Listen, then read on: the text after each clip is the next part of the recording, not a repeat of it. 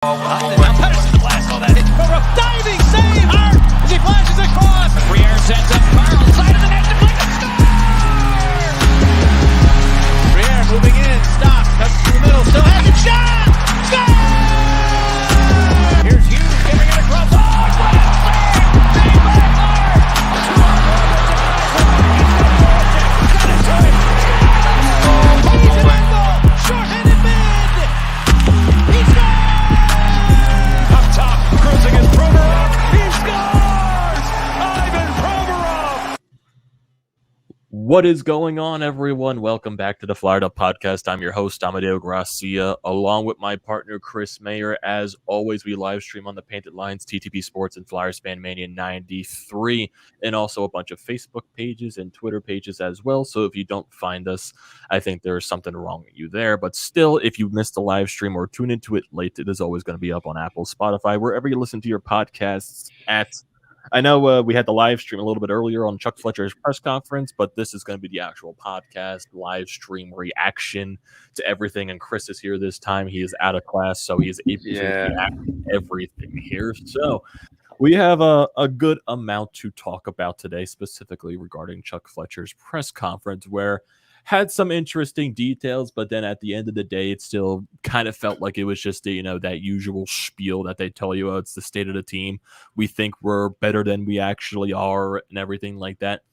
Even though, me and Chris have stated many times, we do think this team is better than what they're showcasing, but just right now, it's completely spiraled out of control, and you would wish there would be some accountability right now, but yeah, right now the coaching staff looks like they're safe for the time being. It doesn't look like Chuck Fletcher's going to make any moves this early. Very defendant of the coaching staff, and it to me it's very weird because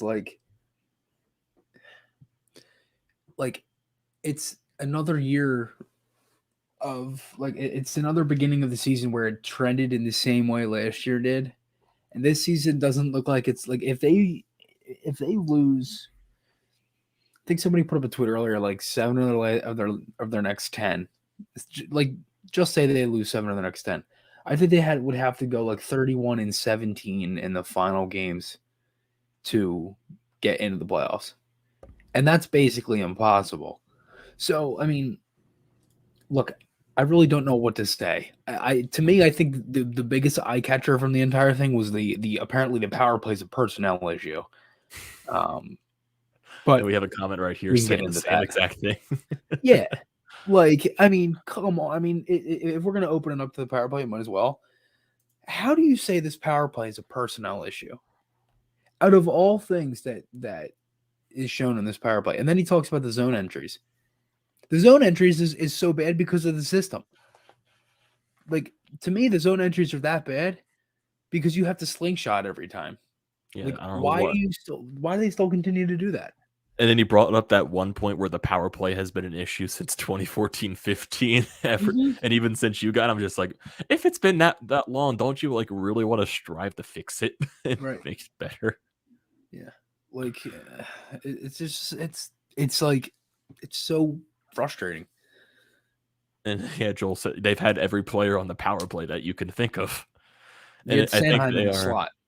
Yeah, I think they're changing up the power plays once again. I remember seeing something from Charlie O'Connor talking about that.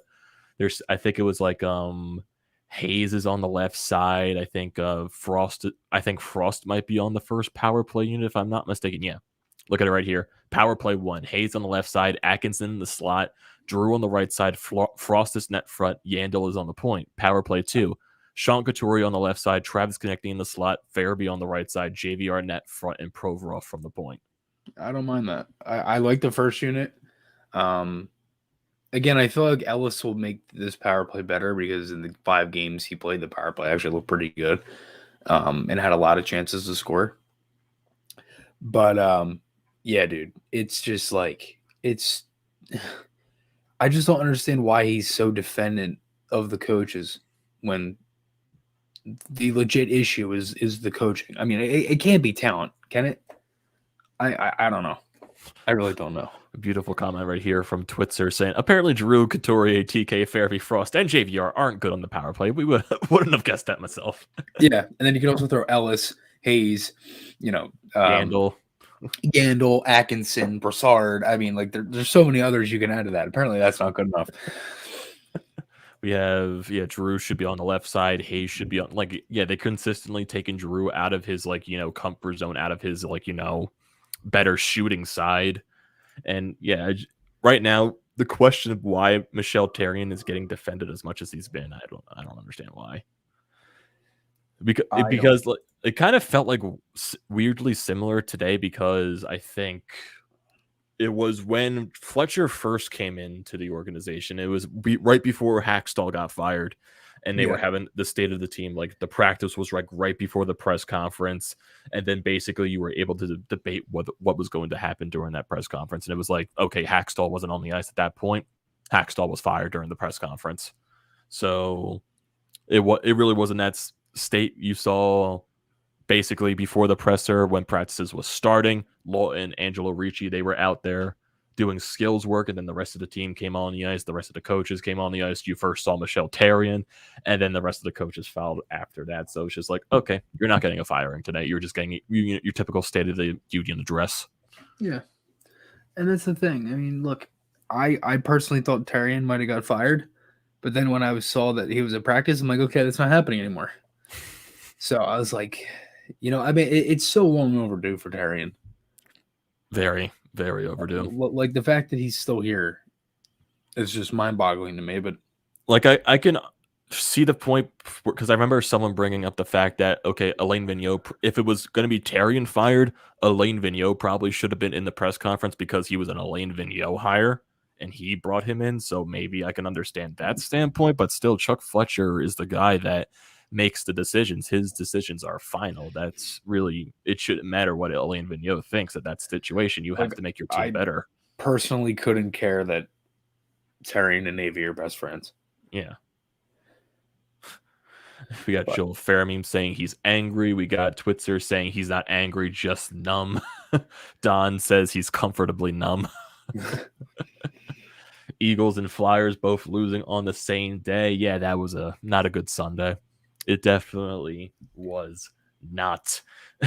And basically right now, Philadelphia sports fans are just reliant right now on the Phillies making a good signing just to brighten the day with everything. So and then Joel Fairmeme says Chuck is going to hire Boudreau, and then he wants Boudreau. So, I mean, yeah, Bruce Boudreau, he hasn't had a job, since he was a coach of the Wild, I think? I believe so, yeah. Yeah, so yeah, he definitely is a guy that can bring out the offense in a team. I know there was also rumors possibly about them talking to I think it was Elliot Friedman on one of the radio shows on TSN, saying that maybe they're looking at Rick Tocchet possibly as an assistant, possibly. I'm not sure. Elliot Friedman said that? I'm not sure if it was Friedman or someone else on one of those TSN radios. I'm not sure if it was just speculation, or if it was just maybe they're looking at Tocchet or something like that, because right now Flyers are in desperation mode. Yeah.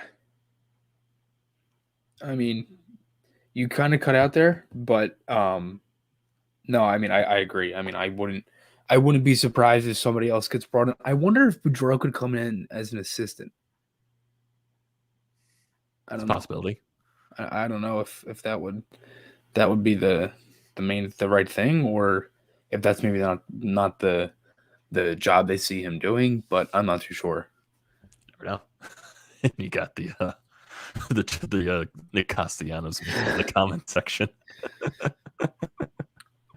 That would be very perfect. Nick Castellanos comes in and then just something terrible happens, and then the meme pops up. Stan joining the chat. How you doing, Stan? Welcome to the live stream, all the way from France. So, how's it been, Stan? I know the last time you joined us, we were I think we were potting late or something like that, and it was in the morning for him. So, yeah. So it's I don't know. It's looking at the rest of this schedule. It's just today you were originally supposed to play the Islanders. That got postponed because of the Islanders' COVID situation. You got the Rangers tomorrow. You got a home back-to-back Saturday and Monday with Tampa Bay and Colorado. That's going to be tough. Those are going to be two tough games. You just got spanked by the Devils. You play them again on the 8th. Then you have a road back-to-back with the Vegas and Arizona. You play the 14th at home against the Devils. You play the 16th on the road against Montreal. 18th at home against Ottawa. 21st at home against Washington. 23rd on the road in Pittsburgh. You'll have your Christmas break, and then you finish out the month with a back-to-back in Seattle and San Jose. So, little easier month as it goes on. Speaking of Ottawa, you see the wave Matt Murray. Yeah. That's crazy for Murray though. 2 cups to the Sens, to everything fell apart, to waivers. It's crazy. Yeah, it's just Ed saying press conference was a joke, much like the team is right now. Yep, it's basically how it's rolling right now. This steam train is rolling off the tracks. Then Joel Fairmeme says, "I don't know if we need any more head coaches behind AV." Lucas says, "Hi, what's going on with the Flyers?" A lot is going on. A lot of things. A lot of things. A lot of things going in the downwards direction. Joel Fairmeme says, "Just give Boudreaux the coaching job." Twitzer says, "There's only one explanation. The Wells Fargo Center is cursed. Grab your proton packs and smudge sticks and meet me in the parking lot." Stan says, "Rough time for the Flyers. Got to turn things around. Still think we get hot eventually at some stage. ... I like how the ... is used there. Just, maybe they turn things around, but it's still, I don't know. It's to the point where you just run out of answers and you don't know what to say because you feel like you're repeating yourself constantly. That's what happened last year. You kept repeating yourself constantly because it was the same shit that happened over and over and over again. Yeah. And right now I feel like this past month has been that same, constant over and over and over, same stuff that we just keep bringing up. Yeah. No, it's reminding me of last season. It's like the same things that are hurting this team constantly. And the one thing that aggravated me, I think, the most, one of the things that aggravated me the most in the press conference was the fact that he continued to bring up the first 10 games of the season. To me, right now, those are essentially irrelevant. You played, it was an easier schedule. You weren't as injured.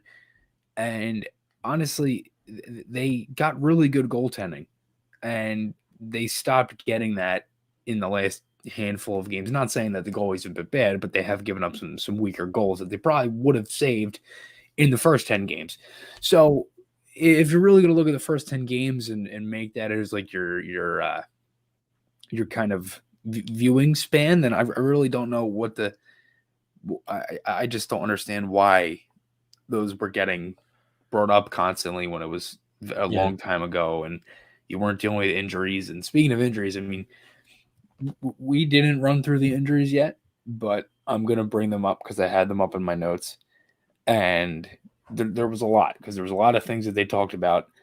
And so basically it started when I had joined, he was talking about Ellis. I don't know if I missed anything before. Maybe sometimes I know the stream is like, doesn't go up right away. And maybe there's a couple questions that are missed, but Ellis is making progress. Did see some rehab. It has done a little bit more rehab and it is still around week to week. So hopefully we get an update soon. Allison could play this weekend for the Phantoms. Kevin Hayes is hopeful for tomorrow. Brassard is still out, but he's close as well. Thompson is going to be having surgery. He's going to be out a while, so that's very unfortunate. Patrick Brown is also close too. York is injured. He may play this weekend. Fletcher did mention that there was one player on the Phantoms that did have COVID. I don't know if it's York. I don't know if it's anybody else, but the Phantoms have been killed with injury too. Zayd Wisdom cannot play in the AHL this season, so that was why he was sent down to Kingston. And he might be able to play for Canada for the World Juniors if he can get back on track. I don't know if he will. I would be kind of surprised unless he lights it up in a couple games, but I believe he's close as well. And then the other things that I had on here were just, for my video. But yeah, it was, just very, very, and that's the thing. Like, I feel like the injury thing is getting overridden because it's like everybody's so tired of seeing this. But let's be honest, they are injured. They're down 3 centers, but they are also playing like crap and they have enough talent to be able to play better. So it is what it is. But. Yeah. We got some more comments right here. Lucas saying, "Do you think we should get a new captain?" I'm not getting into that conversation. Nope. Yeah. Not getting into that conversation. No comment. Uh, and I think Claude Twitter, Drew is perfect. Twitter saying he was resistant to say this looked like last year, but other than Hart, it's Groundhog Day. We got a Stan saying looks like 2 seasons ago, winning 10 games in a row, then losing 10 games in a row. Yeah, I could see that point. So, and also, yeah, Hayes, yeah, still right now. I'm very skeptical right now with Hayes with coming back, just because when he did come back a couple of weeks ago, yes, he was scheduled to come back around that point. He looked slow, but then like a couple of games into the season for him, he gets re-injured, and then now he was expected to be week to week, and it's been exactly 2 weeks, and he's hopeful for tomorrow. That's what Chuck Fletcher said, right? So if he does, isn't playing, okay, Hayes is hopeful. yeah. So if Hayes does end up playing tomorrow, which my honest opinion, I don't think he should, just because I feel like that's a rush back type of situation for him, and I really don't want him to get re-injured again. He was out he last played on the 16th. Yeah. Why? It's not even the end of November yet today, and he's hopeful for tomorrow. It's like he hasn't even, and then they put him on LTIR. So if he's out long term, then let him be out long term. Don't rush him back. I know LTIR can be used as a cap thing too, but they didn't use the cap for anything. Yeah. You know what I mean? So I don't know. And I kind of don't like, because I'm looking at the lines too that Charlie O'Connor brought up from today. Oh, they were putrid. Yeah, so you see, like, the JVR, Farabee, and Couturier line is back together, which I wasn't the biggest fan of when they were playing together. Giroux, Broussard, Atkinson, Lawton, Hayes, Konechny, Frost on the fourth line with Bunneman and McEwen. Oh, boy. Lindblom and I almost Willman spit are out my true. water. And then, the laughable defensive pairing of Provorov and Nick Seeler on the first pair. Sanheim, Ristolainen, the usual second pair, Yandel and Braun as the third pair. And that's just like, yeah. Okay, putting, names into a hat generator, and we pulled them out. Yeah. That's what it felt like to me with that Provorov Seeler pairing. At this point, you might as well just call up Zamola. I'm so tired of seeing Seeler in the lineup. He's so one-dimensional, and sometimes he looks like he can't even hold his stick right because he's so one-dimensional that it's like, and it's nothing against him. He's put in a tough situation. I think he's actually played really well for being put in that situation. Yeah, he's your typical seventh defenseman who's been in the lineup for way too long. That's what's going to happen. Mm-hmm. And again, it's nothing against him, but, I'd rather have somebody else in the lineup. So it is what it is. But as of right now, I think it's a problem if he's your first pair defenseman with Evan Provorov. Yes. Yeah, that definitely is something that's especially going up against the Rangers, who are 7-2-1 in their last 10 games. All three of the teams they play in the next 3 games are 7-2-1 in their last 10. Oh boy, Rangers, Lightning, Avalanche. Oh boy, we got Ernie saying right here, McEwen and his fourth line dangles and willingness to drop the mins gives me hope, but wish the rest of the team would follow suit. He just looks fired up on every shift. I honestly want them to try McEwen on maybe a power play unit because he's earned that chance. Put him in front of that. Yeah, make him. He's a big guy. He has a shot. Put him in front of the net. Take the eyes away from the goalie. Maybe he can pot some rebounds in. Maybe he could spark the power play. Yeah, I think he's earned that chance a little bit to I think he's earned the spot to play the third line. Yeah, I'd like to see him with Frost and maybe Farabee or Broussard, maybe if he comes back soon. He's been easily one of their best players. Yeah, easily one of their best players in the last 4 or 5 games. He's noticeable every night, along with Giroux. I would honestly say he's been one of their best players the entire month. Yeah, I would agree with that. I think he's definitely been up there. If I look at the past month of this team for how bad it's been, their best players have been Claude Giroux, Carter Hart, even though the past couple of games he's had a few hiccups, but he's still not the problem. Martin Jones, Zach McEwen, Joel Farabee has been better the past few games. He has scored a little bit, so hopefully he can find a way to get that hot streak get back going. That line had 3 goals in 3 games, and Farabee had 3 goals. Yes, and they broke it up. Like, this is what I mean. He's reluctant to go back to things that work and breaks them up too early, but then wants to stick with the things that are clearly struggling. The Farabee, Couturier, JVR line has done squat this season when it's been put together. It's barely done anything. He went back with Lawton, Hayes, and Konechny for the first time since the bubble? I think so. I think maybe a little bit last season, beginning of the year. I don't know. Didn't he use them together? I think when Hayes came back, I think he did. Lawton and Konechny? Yeah. I think he might have. Yeah, I think they were them being on a line. That's the first time this season. I think they were on a line when Hayes scored his first goal because I remember it was Giroux, Atkinson, Broussard on one line. It was still the Farabee, JVR, Couturier line. I think it was Lawton, Hayes, and Konechny when Hayes came back. If I'm not mistaken, it could have been JVR maybe on that line as well. It was Farabee, Hayes, Atkinson, Broussard, Lawton, Konechny. Okay. Yeah, Broussard was with Lawton and Konechny. Farabee was with Hayes and Atkinson. That should have been switched. That should have been Broussard at the 2C, Hayes at the 3C with Lawton and Konechny on his wing. Yeah. Yeah, it's looking at just the rest of the schedule. It's just it doesn't get any easier. And at this point, you just can't say you're playing a tough team every night. You just can't go with the same old.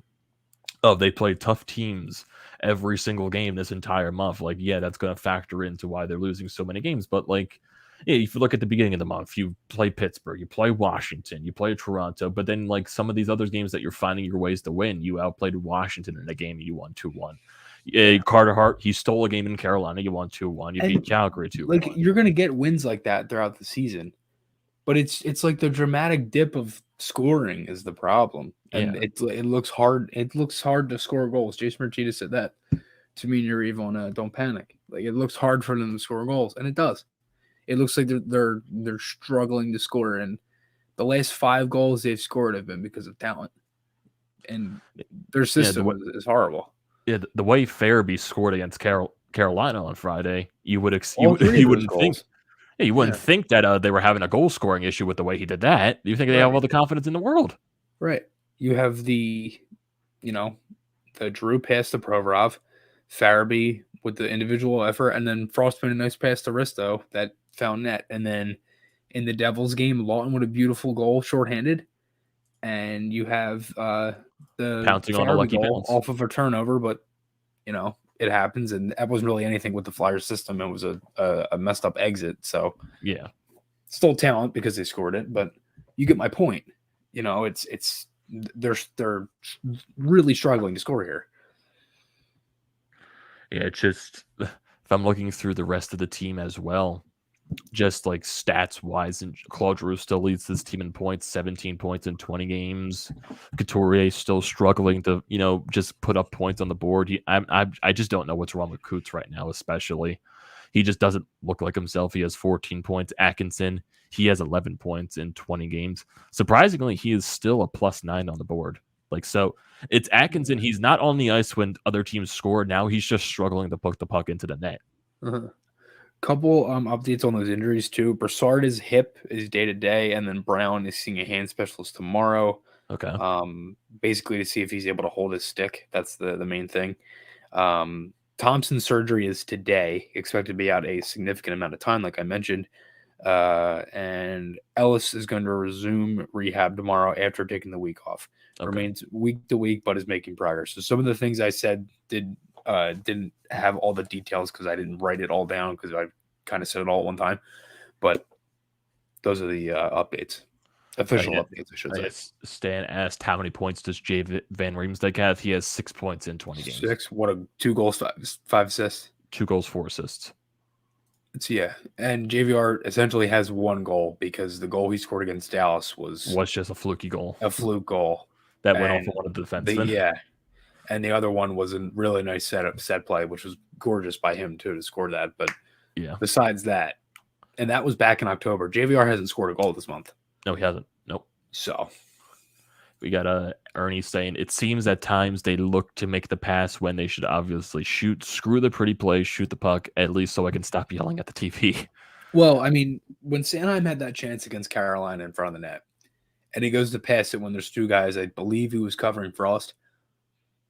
that was where I was starting to think, okay, these guys are lacking confidence. And like you could see it, but that like proved it to me. Like, and it's not even with the power play and everything and things like that. Like Fletcher said it today. The one thing I did like that he said was there's a difference between lacking confidence and not having confidence to score goals and things like that, and guys not having the drive to play and compete and all that stuff. And that's one thing that I did agree with, because he did say that the mood at practice was good, and I kind of was getting that vibe off of some of the tweets that were coming out too. It was like, it's not like the guys are all doom and gloom about it. Like, they know that they can get out of this, and I feel like they can too. That's the thing. We know like this team can be better, but it's just so unbelievably frustrating when it's so early into the season and you didn't have this expectation this early. And is it me, Amedeo, does this stretch kind of remind you of the January stretch in the 2019-20 season when they lost, I believe, 6 in a row, or I think it was maybe 6 out of a possible 7 or something like that on that road trip, and they ended up losing to Vegas, Arizona, and they just did not look good. And they ended up coming home and they played better again. Because that's the thing, because I'm not sure if it's similar to that, because I feel like that entirety was just like that late Christmas stretch. I'm not sure.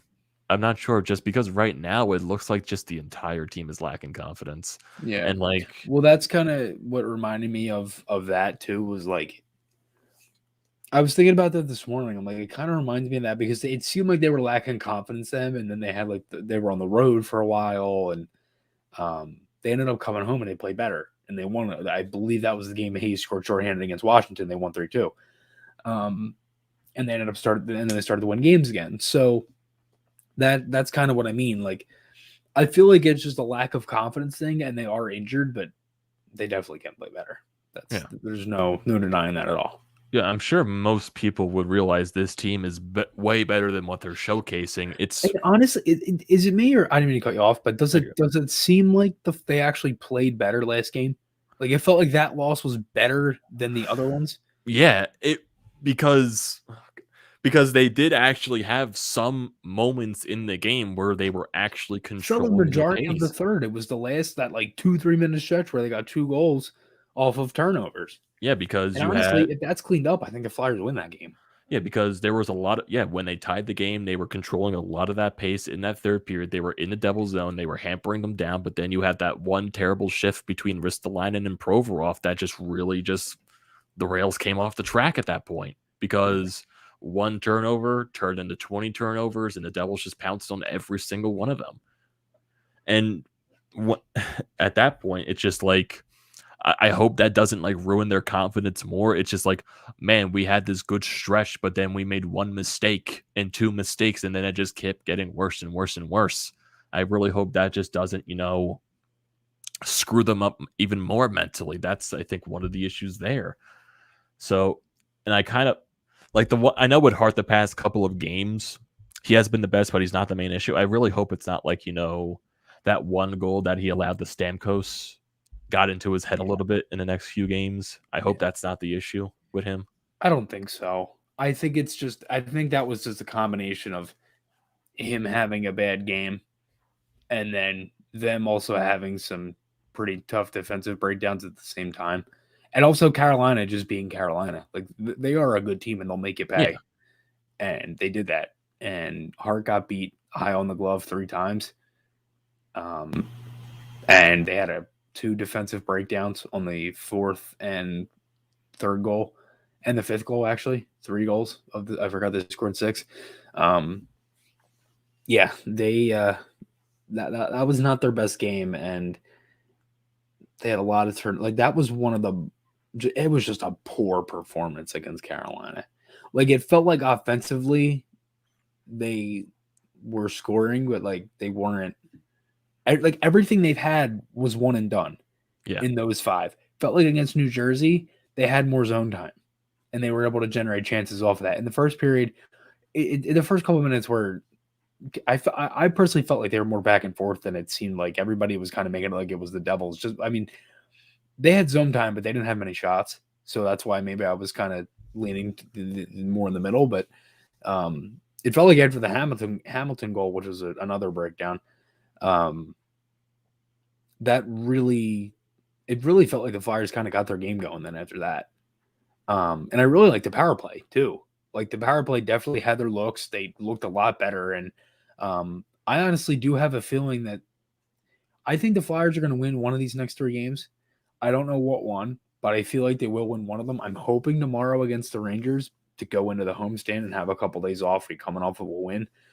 But the Rangers are playing well. Not saying the Flyers can't beat them, because I do think healthy on paper, I do think the Flyers are better than the Rangers. I do think this game might have some animosity to it just because of how many times the Rangers embarrassed us last year. Yeah. Hopefully, especially like with McEwen, and now they also have Ryan Reeves. So Yeah, there's going to be losing 9-0 and 8-3 to them. Yeah. Last season should give you a reason to go, kick their teeth in New York. Yeah. So I do want to see McEwen go after someone at least. Just like we're not. Yeah. Just hopefully something can go there. Mm-hmm. It's because if you can find a way to win tomorrow's game, you got 3 days off to build on that. Then you have 2 very hard home games to come up with, because you got, like I said earlier, Tampa Bay, and for some reason, what the fuck is Shore Night? Like, what is that for promotion? I think that's another promotion to try to get fans in the seats. Shore Night, okay. What are they giving out? Anything? I have no idea. I just like. I knew they were doing this from the. I mean, why are you complaining? You'll probably get a nice beach towel or a bucket hat. Yeah, because and then the Monday game against Colorado, that hopefully should be an entertaining one. Colorado, very entertaining team to watch. I'll be in the press box coming back. I'll be coming back. Yeah, that'll be the ideal Flyers. I'll be in the press box that night for you guys. So I'll be there Sunday, I believe. Yeah, so I think definitely one of those 2 games we should do something before the game, like a stream, like if we're able to get like a Wi-Fi, something to work there, do like a pregame the stream. Wi-Fi at the Farg is not the best on the Xfinity. The Xfinity connection. Yeah. So I think if we do plan to do something like that for one of those 2 games, I think a mobile hotspot's probably going to be the best idea, hopefully. So we'll definitely figure out as those times come. But yeah, you got to find ways to. You just got to find ways to win. That's the bottom line. If the Flyers can get a dirty 2-1 something win to get them back into it, that's fine. I know that would be like, oh well, they're struggling to score again. Yeah, obviously, but if you're able to win the game and build momentum off of that and get a team building win, then I think they'll be okay. Yeah, get a win, get a bounce back game from Carter Hart. I would assume he's starting tomorrow. Mm-hmm. So I would assume Hart starts the next 3 games. Yeah.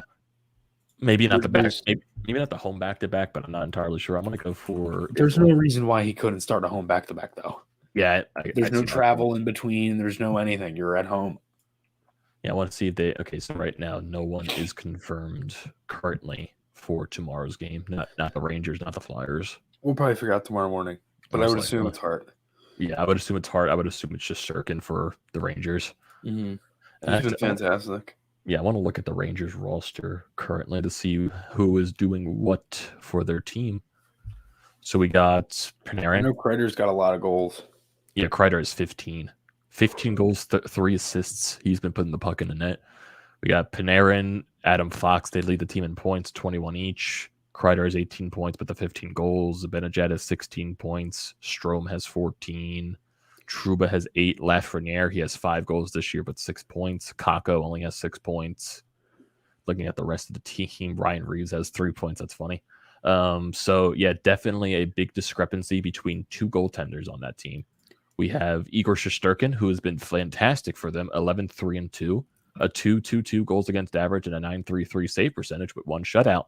But then you have Alexander Georgiev, who is 2-1-1 with a 4.08 goals against average and an 8.58 save percentage.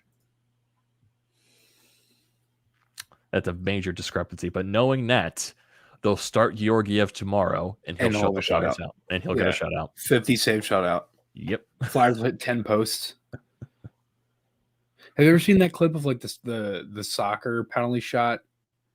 And like the goalie's just like laying down and it keeps hitting him in the face. Yeah. And they just can't score. That would be Georgiev. Reeves is on fire with 6 points. LOL. Yeah, I want to look at Kreider right now just to see. Yeah, he has 15 goals and he's taken 60 shots so far, and his shooting percentage is 25%. So yeah, he's really putting the puck on net. Yeah, he's just shooting. I don't blame him. Yeah.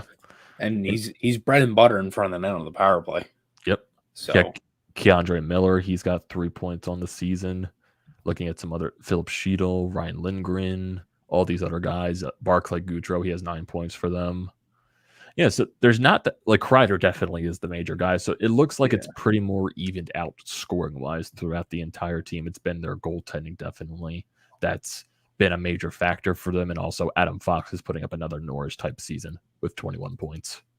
Yeah, it's just amazing that like I know he was drafted by Calgary, but it's just like another one of those situations where okay, I got drafted by this team, I'm not going to sign with them. I'm going to go sign with the Rangers. Yeah, I hate that. I hate that so much when some players do that.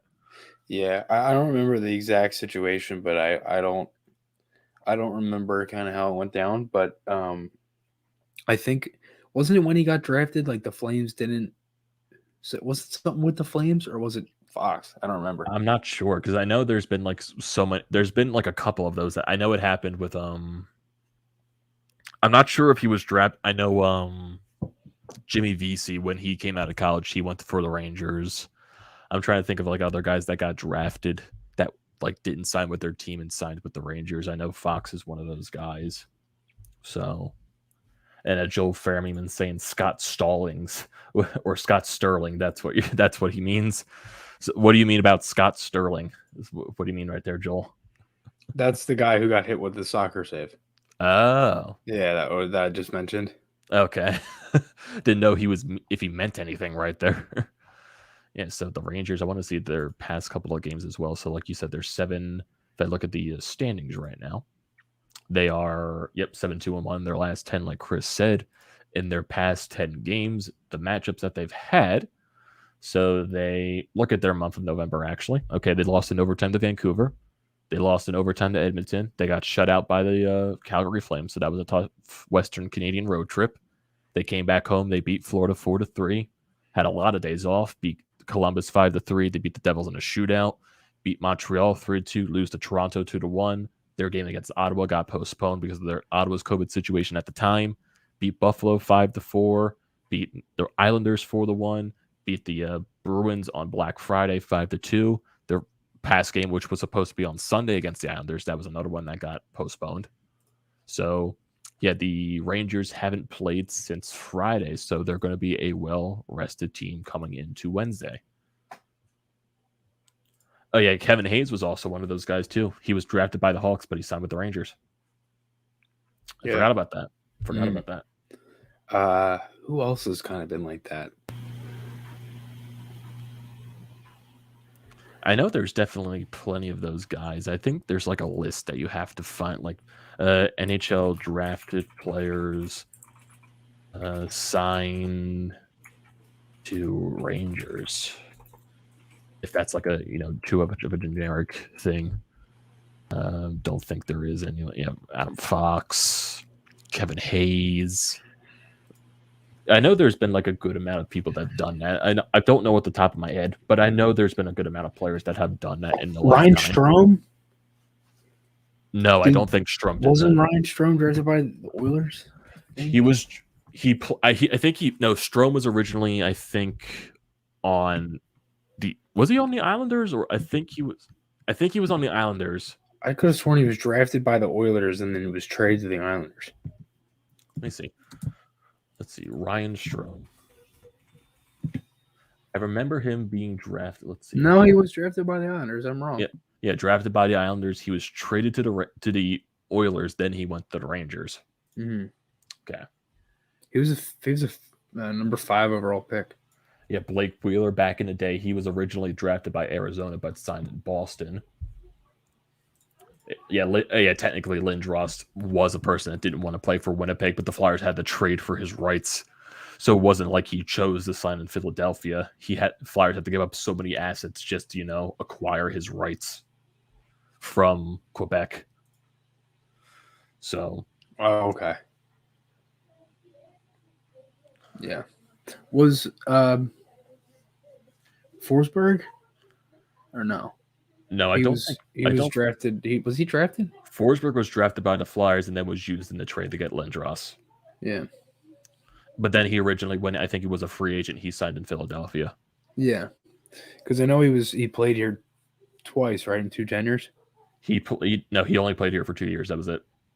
I don't think he ever played in a Flyers uniform after he was drafted. I think he got drafted by the Flyers. He played in Sweden, got traded for Lindros, and then he played, I think, the first year for Quebec, and then they moved to Colorado, I believe. I believe that's how it went down. But then when he became a free agent around that lockout time, he signed with the Flyers. He was number 6 overall pick in 91, and then played 5 years in the SEL. Then went to Quebec for a season, and then went to the Avs from 95-96 until 03-04. And then in the lockout, went back to the SEL, then played 2 years with the Flyers, like you just mentioned, then went to Nashville for 1 season. Yeah, he got traded. He got traded for Nashville halfway through the terrible year of 06-07 for Scotty Upshaw, I think. Yeah, to put up 15 points in 17 games, and then played 2 more years in the SEL, and then played 2 games in 10-11 with the Avalanche, and then that was it. But yeah, then he retired. It just he was sucks almost for a him. point per game player. No, Actually, over a point per game player. No, literally every time he came back into the lineup after injury, he was over a point per game player. He just sadly could not stay healthy. Yeah. He had so many leg injuries, it just wasn't even fun. His first year with the Flyers, he was over a point per game. I think he played 60 games or something like that, and he was injured, I think, during the beginning part of that year, I believe. In 06-07, had 40 points in 40 games. The year before, 75 and 60. Yeah. Yeah, so he put up points. So there was no question about that. It was just his health that was the major concern. Points scoring wise, it wasn't a concern with Forsberg, sadly. Or not sadly, actually. It's just sadly he was not able to stay healthy at all. Which was one of the main reasons why he was never able to get over the 1,000 game plateau, but still ended up in the Hockey Hall of Fame, which is really good. Yeah. We got a question from Don saying, would you consider trading for Jake DeBrusk? I feel like you would get into the same issues with Jake DeBrusk. He's one of those more streaky type of guys, and he just never, I guess, was really able to find, that consistent basis of what he was projected to be when Boston drafted him. Was never really work his way up in the lineup, was never really a consistent scorer, what he was projected to be. You never know. A change in scenery could be good for him, but I feel like you would just get into the same issues if you acquired him. And who knows what Boston would want for him. Yeah, I don't know. I was just looking at his numbers on my phone here. And it's surprising that I feel like it's like every year the Bruins always have that issue with depth scoring. Yes. And he's a guy he's had some pretty decent seasons. 70 games played, 43 points, 68, 42, 65, 35, 41, 14. So he's around a 40, 45 point player if he can play majority of the season. And that can change in a change of scenery. But he's I don't know too much about him personally. With that comment, I don't know, and I don't want to comment on that. But he's still pretty young. He's only 25. I don't know if the Flyers would trade for him. I feel like it would kind of just be another move to bring in another winger that isn't necessarily I wouldn't say a sniper, but he is a shooter. And I don't know. I mean, if the Flyers were to give up something, what do you think they would give up? I'm not entirely sure. I'm honestly, I wouldn't even know what Jake DeBrusk is worth at this point. His cap hit is 3.6. After this season, he is a UFA, RFA, restricted free agent. So maybe, I don't know. Yeah, that's the thing I'm not entirely sure of. So it's just, yeah, I'm not even sure what you could be worth, honestly, for what 40 to 45 points consistently, usually. And I know like there is that whole thing where he can't take criticism. I think that's like a whole Boston media type of thing. It's the same thing how they treat Grasque and everything, and how he's treated with the Boston media. The Boston media hates him, especially. So I think it's one of those similar type of situations. I think Rask just handles it better than the Brusque has. Yeah. So I think it's just one of those type of deals. But yeah, I'm not sure what Boston would, maybe like what you said, second round pick. Maybe they would want a prospect for him or something like that. I'm not entirely sure, but not sure. Definitely not. I think that's a lot for DeBrusque. For a guy who hasn't necessarily proven much, I think that's a lot. Two roster players and a draft pick. I would just go roster player and a pick. But that's just me. I don't know. Yeah. I don't know who you give up though. And the thing, I don't know if that's, I think the Flyers want a center. But it did sound like, again, as I mentioned, it did sound like Fletcher was open to add another weapon on the power play. And I am not opposed to that at all, because I would love Tarasenko, Miller, somebody to just fire pucks. Just fire it. I mean, I know it's different in the NHL today to just shoot from anywhere to try to score, but like when you're having that many issues and you're not scoring, shoot.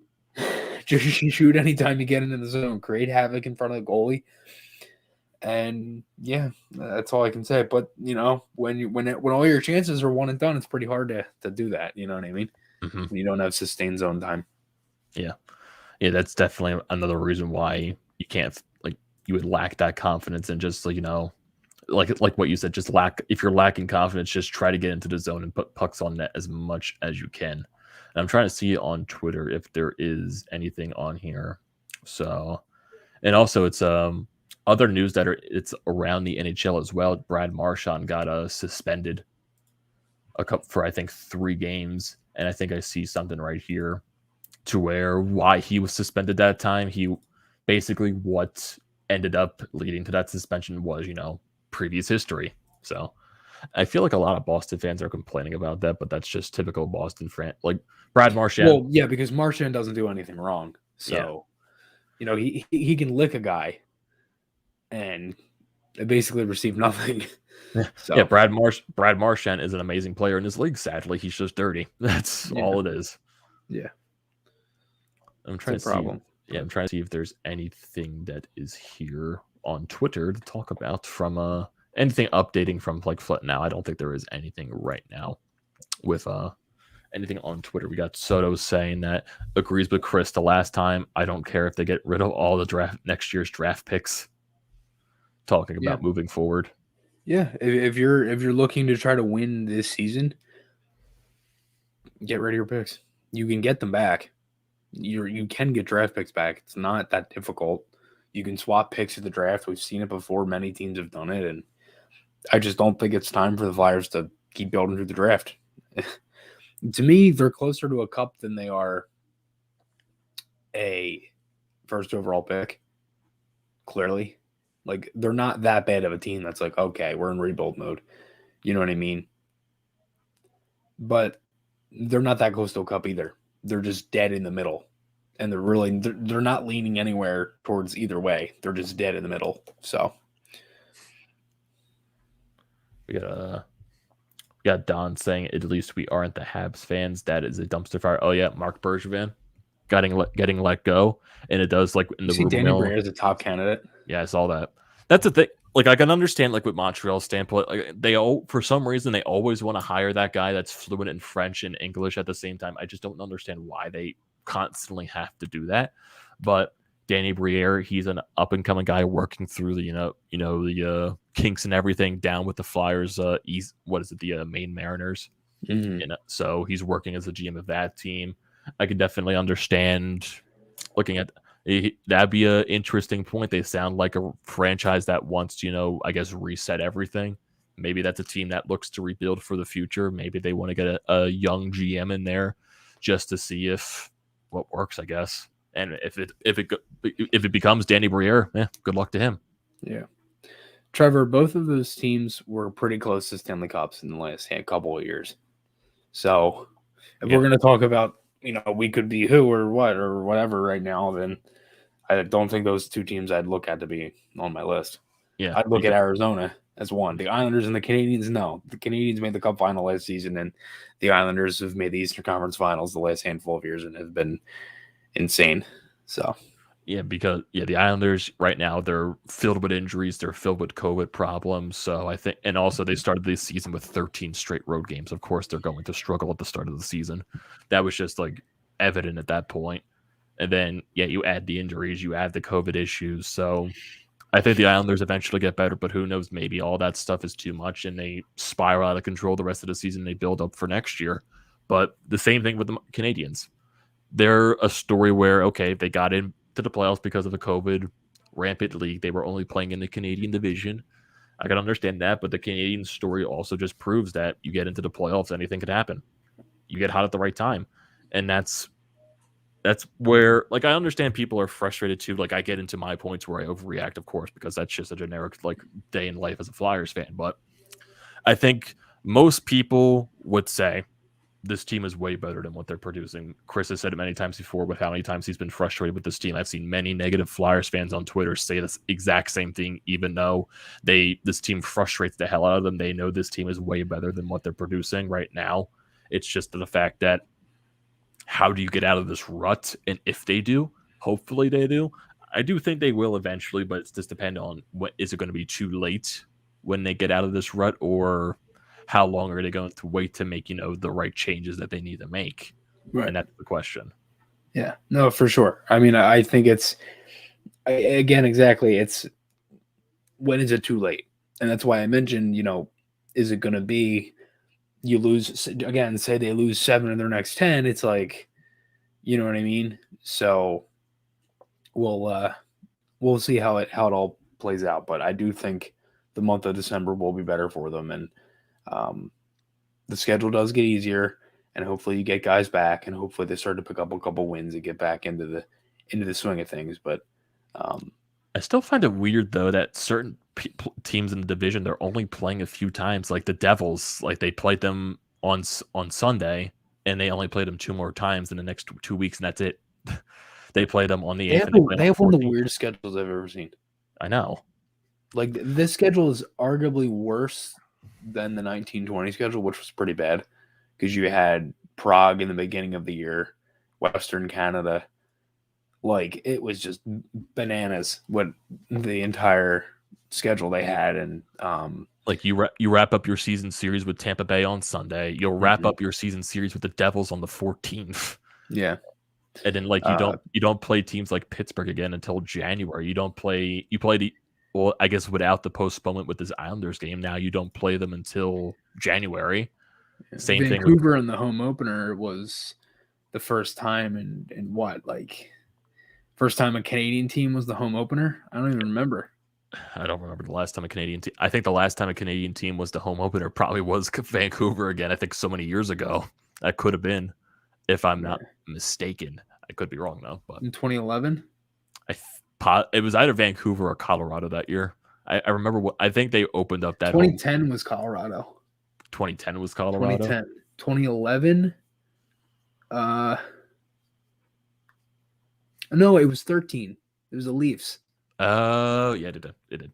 Yeah, Toronto. Okay. To the 12-13 in the Leafs. Yeah, look at it because, the month of December, you actually do play Pittsburgh. I don't know why I completely, that slipped my mind. You play other division opponent. You play Washington again in December, Pittsburgh again. And then, you don't play Columbus until January. Your first game against Buffalo isn't until January. I'm trying to look into February as well because you don't play Detroit until February, actually. No, January too. March. Yeah, January 18th. Yes. Yeah. You and my dad are actually going to both of those games, I think. The 18th and the 20th. because his favorite team is second favorite team is the Red Wings, and he wants to see the Red Wings. And then we already have tickets to the 20th because that's Jake's first game back in Philly, and he got those the day that the single game tickets went on sale. So we might be hitting both of those games, but yeah, they're different. Sorry. Chris wants to know. Don wants to know. Actually, Chris, what's your experience been working for the Flyers? I mean, I wouldn't really say I work for them, but I do appreciate you thinking of it that way. No, it's been fun. I mean, me and Amedeo, we do a really good job, I think, with this, and it's been fun getting to talk about this stuff after every game. And YouTube is always fun, and making content's fun. So, I mean, overall, I think everybody can kind of say that they've done it. And Amedeo, I'm sure you could even say it too. It just like I think the one thing is that I think the Flyers need to give like Chris an actual like good season, so where he doesn't have to worry about literally everything possible. This man has only seen like one good season in his entire life. Yeah, and that's it. It's a problem. But oh god, oh my god, it's just I don't know. You've just been so unlucky just becoming a Flyers fan, and you get Soto saying, "Let's get a Vander Kane." No. I don't think that's the last thing they need. It's the last person they need on the roster with all the drama that he brings over. It's just I don't need that. I don't need that. And I want to look around the league right now as well, just looking at how some of the other teams are doing. So you got Pacific Division, Vancouver and Seattle. They're still in the bottom of that division, 16, 17 points for each of them. Los Angeles, they got 21 points. San Jose, they've been dropping off a little bit in the past couple of games. They have 23. Vegas, they're in fourth place with 24. Anaheim still on their hot start to the season. They have 25 points. Edmonton and Calgary still lead the way in that division. Edmonton with 30 and Calgary with 31 points. Arizona, did you see the game that they played last night against Winnipeg? Where they had like a 46 save. Yeah, Vejmelka. I had a feeling that was going to happen at some point. That almost happened against us. That's just like from the way he was playing. I actually do want to see his stats now on the season, how if they're still as good as last time when I checked them when they played the Flyers. So Vejmelka, so he's played 14 games, started 12 of those. He's 2-9-1 with a 280 goals against average and a 916 save percentage. So yes, he's been really good. And the other goaltender too, Scott Wedgwood, has been good. Started in 6 games. That guy's on the Coyotes or the Devils. Like, he doesn't play for any other team. Because I guess they just gave up on the Carter Hutton experiment because he was just flat out awful for them. Wedgwood, he's 3-3-1, 245 goals against average, 929 save percentage. So their goaltending's been fine for them. It's just he won a Stanley Cup too. He just won a cup. He did. He won a cup with Tampa. Wedgwood? He was on their AHL team in 1920. I did not know that. I did not know that. Yeah. New Jersey Devils AHL team, Ontario, Rochester, Syracuse, the Devils, Coyotes.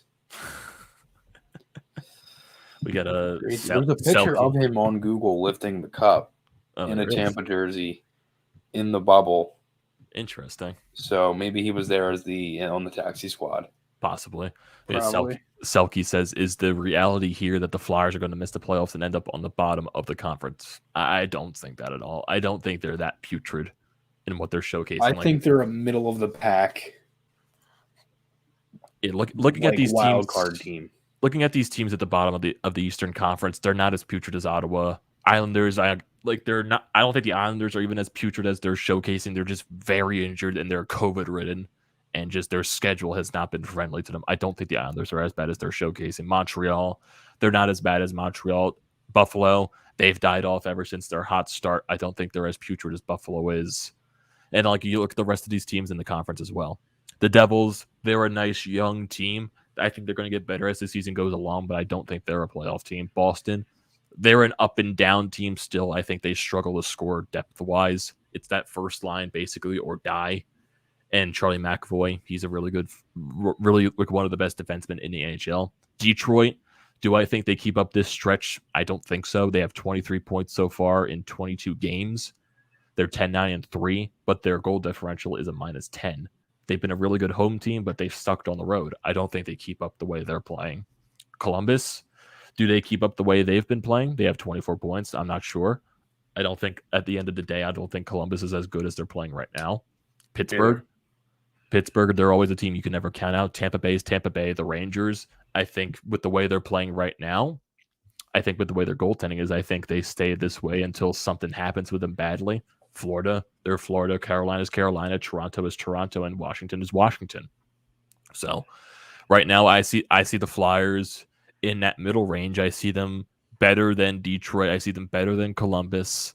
I see them maybe neck and neck with Boston in that range. I think Flyers are probably the same level as Boston if, everything was going well. But right now, they need to find a way to get out of this rut that they're in. No, for sure. I mean, it's just a problem. Like it's like, again, I don't want to sound like repetitive, but it gets to that point where you just see the same things over and over and over again. So I don't know, man. And right now, your teams that are leading for the President's Trophy are Toronto and Washington. So Washington, with all the injuries that they're dealing with, Ovechkin has just been unreal this year. Yeah, and no Backstrom. Yeah. Ovechkin, 37 points in 22 games, 19 goals, 18 assists. The man has been on fire. That is insane. Yep. Man, I would kill for an Alex Ovechkin. I would kill for it. I'd kill for it. Hard does start in 2 or more consecutive games. We've already seen that this season. Like, are you trying to see back-to-back games, like literally on a back-to-back? Or just like you think he hasn't been starting like consecutive games recently? Because he has. Like, even looking at their schedule and their past so many games. Jones plays like 1 every like 3 games, 4 games.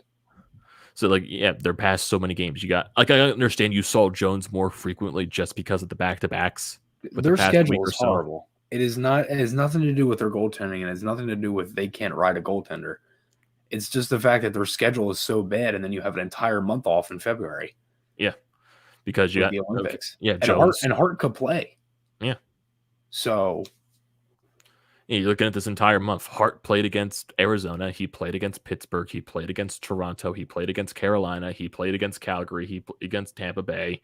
He played against Tampa Bay again. He played against Carolina. So he's played majority of the games this month. And Jones, he played in Washington. He played in Dallas. He played against Boston. He played against Florida. And he played against the Devils. So Hart started majority of the games this month. Yeah, for sure. So, that's not something that concerns me at all. No, definitely does not. I think Hart gets better as the season goes along, and hopefully this team can follow through. But we need to wait for that until tomorrow because the Flyers, they were supposed to play today, but it got postponed because of the Islanders' COVID situation. So you got Rangers tomorrow, 7 p.m., looks like it's going to be on NBC Sports, Philadelphia Plus, and also NHL Network. So there you go. The Flyers will have tomorrow's game, and then they'll have 3 days off to prepare for a home back-to-back with Tampa Bay and Colorado. So definitely still the schedule does not get any easier from there. Hopefully they can find a way to finally snap this 6-game losing streak, and hopefully that starts tomorrow, and they can build off that. So thankfully, I don't know. I think I'm just running out of answers at this point, so I think it's a good time to end the podcast. So thank you, everyone here, for joining this edition of the Florida Podcast. Don't forget to check out the Painted Lines wherever they're at, YouTube, social media. Definitely go hit that sub button to them. Definitely subscribe to our separate YouTube channels, TTP Sports for me, Flyers Fan Mania 93 for Chris. Definitely check out the individual Twitter accounts, the Flyered Up Twitter account, Chris's Twitter account, my Twitter account, Painted Lines, wherever. Definitely check out all the links in the description below. Thank you for everyone for tuning in to here. It's going to be on Apple and Spotify after this stream is over. So thank you, everyone, for joining, and we will see you next time.